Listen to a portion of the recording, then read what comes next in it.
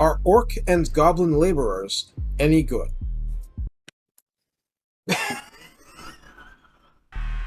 Okay, no, seriously. Whether a unit is objectively good, quote unquote, has only partial bearing on whether that unit is useful.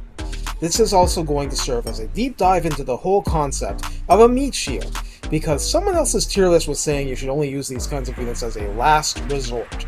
I say no. I say you use them as your first resort, because your last resort should be your hard-as-nails high leadership unit that refuses to die.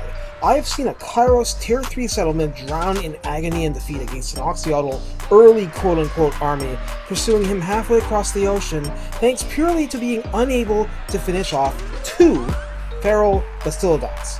I know about last resorts. Goblin laborers have 180 units on Ultra, with 0 armor, minimal attack power, and are about the cheapest units ever, aside from skeleton warriors, because those are free. So the value of this unit is in 1. Taking up space, 2. Being hard for certain types of units to chew through efficiently, 3. They still count as military units for public order purposes, 4.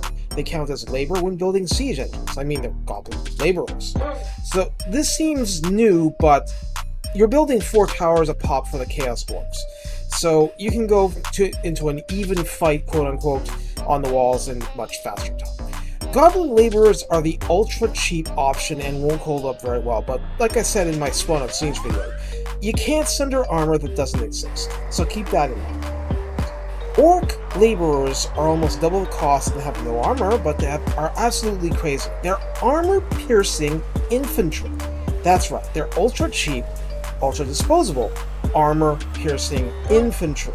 This is a really big deal for the Chaos Dwarfs because your actual dwarf units are extremely hard to get to early on, but you're expected to fight Chaos Warriors every Chaos settlement, let alone capital. It's nuts! Unlike the Greenskins, you can't just get nasty skulkers for your armor-piercing needs. So if it's not a blunderbuss with armor-piercing ammunition, your best cheap armor-piercing might end up being the laborers, which is also nuts.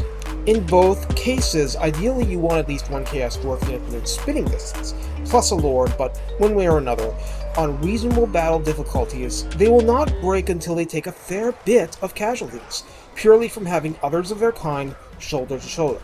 They really are feeling the safety in numbers. I honestly expected to find them breaking much more easily, but the enemy has to actually work for it. A meat shield unit should be first into the breach, even though it'll probably be the first out also.